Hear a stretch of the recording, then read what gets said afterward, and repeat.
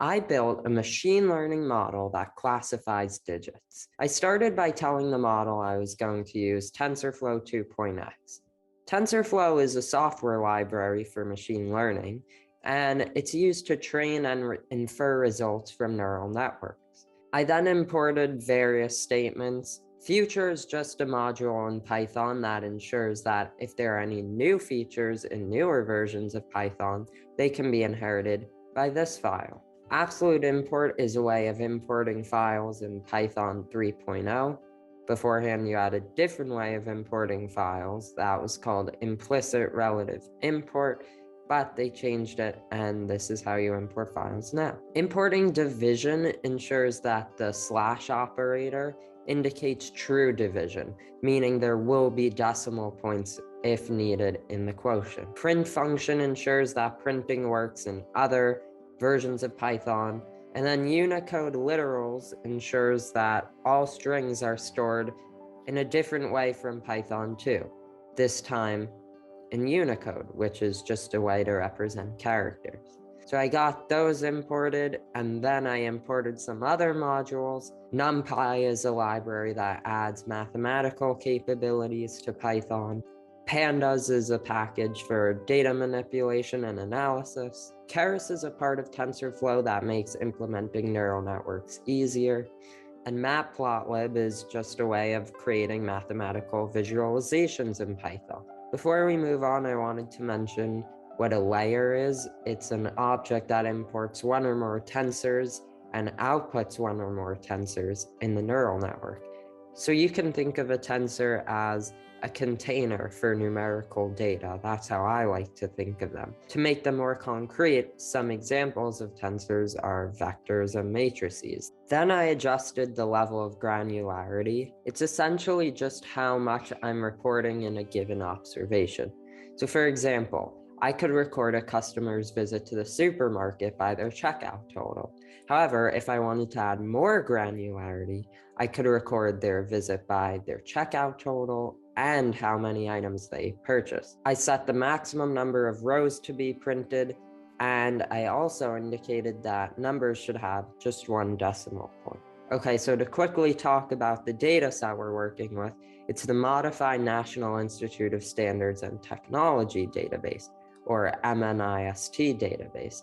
This is a database that contains shuffled hand-drawn digits of numbers 0 through 9. I loaded the dataset with the function that Keras provides for loading this given dataset, since it's a commonly used one. This function returns 4 values. Xtrain contains the set's features, so in other words, the actual images of the training data.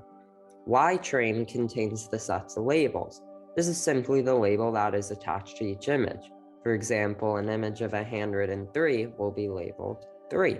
Xtest contains the test set's features, and Ytest contains the test set's labels. And of course, training data is what the model will use to learn or identify patterns, while test data is what is used to evaluate how the model performs. Before proceeding, I wanted to illustrate a couple ways we could view this data set. This line of code will show the representation of image number 2917 of the training set, and then this line will provide a better visualization of the preceding image. This line will show the values that compose the 10th row of the preceding image, and this will show the 16th pixel value of the preceding row that made up the preceding image. So as you can see, Xtrain and Ytrain are just 3D arrays pretty much.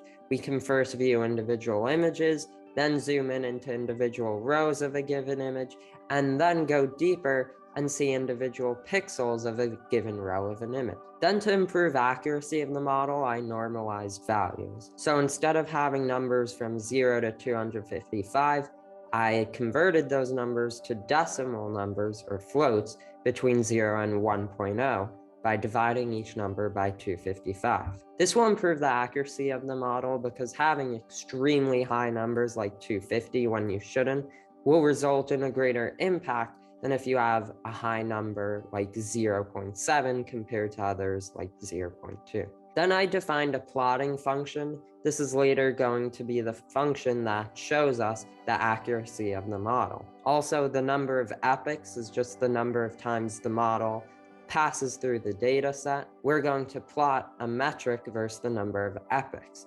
And later in the code, we're going to choose this metric to be accuracy.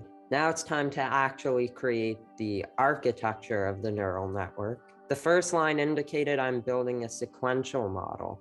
All this means is that I'm building a model layer by layer, where each layer takes one tensor as input and outputs one tensor. The flattened line converts the 2D tensors into a 1D array. So if you recall beforehand, I said that X train and Y train are 3D arrays. This means that the elements of those arrays, or the images, are 2D arrays.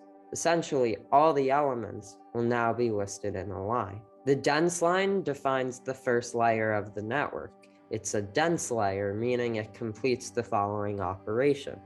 The output equals the activation function of the dot product of the input and the weights plus the bias. The activation function I'm using here is the ReLU function. And of course, there are plenty of activation functions, but typically ReLU is used in hidden layers and softmax is used in the output layer. The next line adds a dropout layer to the network.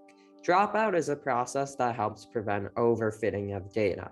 The layer will randomly set various inputs to 0 with the frequency of a given rate, which is set to 0.2 here, at each step during the training. And my output layer is another dense layer. Units is set to 10 here, as the model is going to choose out of the 10 possible digits when making a prediction. This time the function is softmax. Like I said, softmax is typically used in the output. The next line of code, model.compile, has many different components. The function itself is going to just arrange layers together into a model that TensorFlow can execute. An optimizer improves the speed and performance of the training of a model. The atom optimizer is a popular optimizer that is used here. Sparse categorical cross-entropy is going to compute the cross-entropy between the labels and predictions. If you need a refresher on what cross-entropy is, you could check out my 20-minute machine learning crash course, which I'll link in the description. The accuracy metric simply represents the percentage of when the prediction matches the actual label.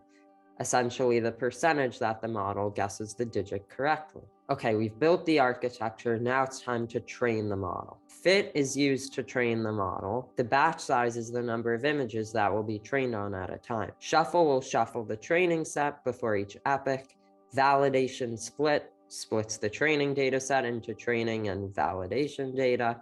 And here, 10% of the data is used for validation. And you can think of the validation set as the testing set, but it's used to optimize the model, whereas the testing data is used at the very end to evaluate the model's performance. The next lines of codes will print the model's metrics at each epoch. Data frame creates a 2D table that will be used in the output. Now let's actually invoke the previous functions, and let's see how they work.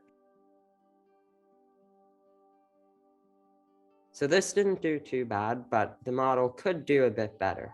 Through further experimentation, there are a couple of different ways we could improve the accuracy of the model. The first is by adding more nodes in the first hidden layer.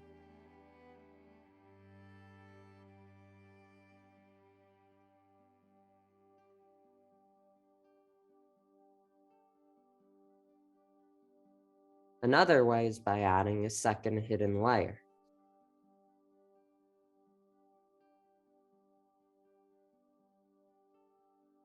Now we should have a model that does a very good job at classifying digits. Thanks for watching.